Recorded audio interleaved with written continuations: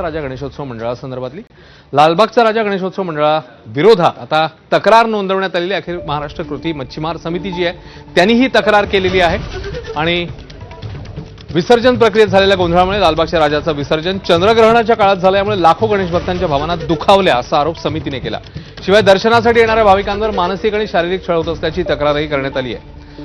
अखिल महाराष्ट्र मच्छीमार कृती समितीचे अध्यक्ष देवेंद्र दामोदर तांडेल यांनी ईमेलद्वारे मुख्यमंत्री फडणवीसांना पत्र लिहिलंय आणि मंडळातल्या कार्यकारिणी सदस्यांवर फौजदारी गुन्हे दाखल करण्याची मागणी देखील करण्यात आली आहे। लालबागच्या राजाच्या विसर्जनाचा जो काही प्रसंग काल आपण पाहिलेला आहे आणि त्या विसर्जनाच्या प्रक्रियेमध्ये जो काही घोळ झालेला आहे त्या घोळाच्या विरोधात आज आम्ही मुख्यमंत्री माननीय श्री देवेंद्रजी फडणवीस साहेब यांना ईमेलद्वारे लिखित तक्रार केलेली आहे आणि या तक्रारीत हा काही जो घोळ झालेला आहे त्याची शहानिशा करणं आम्ही चौकशी करण्याची मागणी केलेली आहे।